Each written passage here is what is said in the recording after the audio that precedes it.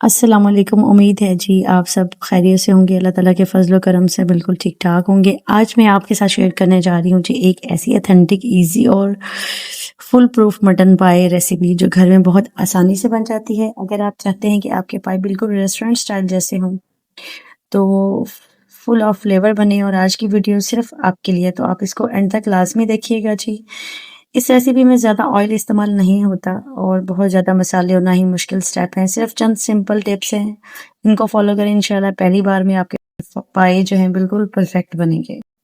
पाए जी ऑलरेडी मैंने साफ करके और वॉश करके रख लिए थे, इनका पानी अच्छी तरह से खुश्क हो गया था। अब हम इसमें 3 से 4 छोटे जो प्याज है ना, उनके बड़े जो टुकड़े करके डाल देंगे इसमें। अब इसमें लहसुन अदरक का जो पेस्ट है 3 क्यूब्स मैंने ये डाल दिए हैं।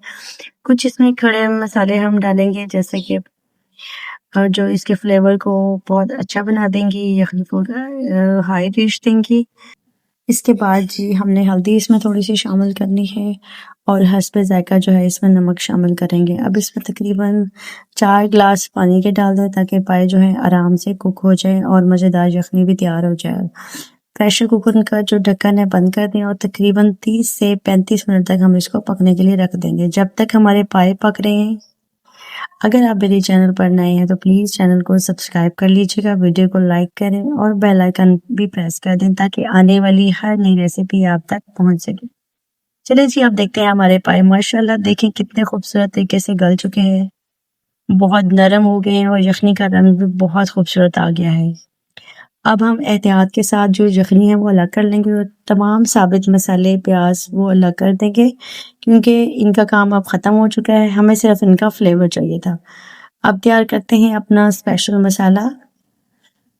एक प्याले में मैंने जी ताज़ा अदरक लहसुन का पेस्ट, हल्दी, लाल मिर्च, धनिया पाउडर, ज़ीरा पाउडर, हस्बे ज़ायका नमक और थोड़ा सा गरम मसाला डाला है। इसमें थोड़ा सा पानी शामिल करें और अच्छी तरह से मिक्स कर लें ताकि स्मूथ पेस्ट बन जाए। जी, अब हम लेंगे अपना कुकर। इसमें थोड़ा-सा मैंने ऑयल डाला है, बहुत ज़्यादा ऑयल डालने की इसमें ज़रूरत नहीं, क्योंकि मटन पाई खुद अपना नेचुरल फ्लेवर और रिचनेस लेकर आते हैं। जैसे ही हमारा जो है ऑयल गर्म होगा तो हमने इसमें ये मिक्सचर शामिल कर देना है, मसाले जो हमने अभी मिक्सचर बनाया था उसका। और जी इसको हमने मीडियम फ्लेम पर तकरीबन 4 से 5 मिनट के लिए पकाना है। ऑयल इसका सेपरेट हो जाएगा, मसाले अच्छी तरह से भुन जाएँगे।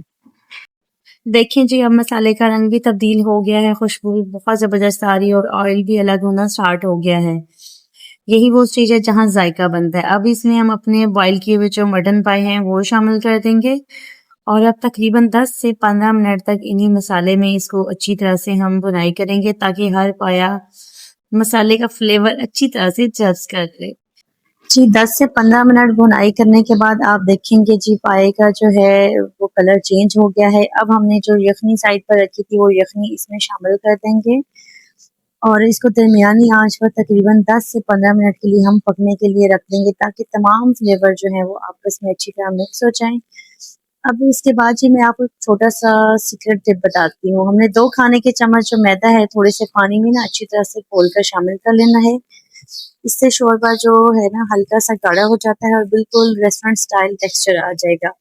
लेकिन ख्याल रखें कि मैदा डालने के बाद मुसलसल चम्मच चलाते रहें ताकि गुठलियां ना बने। अब सिर्फ चंद मिनट मजीद इसको पकाएं और माशाल्लाह जी देखिए हमारे मज़ेदार मटन पाए कितने शानदार लग रहे हैं और शोरबा गाढ़ा और खुशबूदार है, जबकि पाए बिल्कुल सॉफ्ट और जलीदार बन चुके हैं।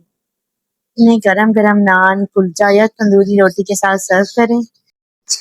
मुझे यकीन है अगर आपने एक बार ये रेसिपी ट्राई कर ली तो हर कोई आपसे बार-बार पाए बनाने की फरमाइश करेगा। अगर आज की रेसिपी पसंद आई हो तो वीडियो को लाइक ज़रूर करें, कमेंट में बताएं कि आप पाए किसके साथ खाना पसंद करते हैं, नान, कुलचा या सादा रोटी। और अब तक मेरे चैनल को सब्सक्राइब नहीं किया तो अभी सब्सक्राइब करें, क्योंकि यहाँ आपको मिलती हैं इजी, टेस्टी, ऑथेंटिक और बजट फ्रेंडली रेसिपीज बिल्कुल सिंपल होम स्टाइल अंदाज में। मिलते हैं एक नई रेसिपी के साथ, तब तक अपना और अपने प्यारों का बहुत सारा ख्याल रखें जी। अल्लाह हाफिज।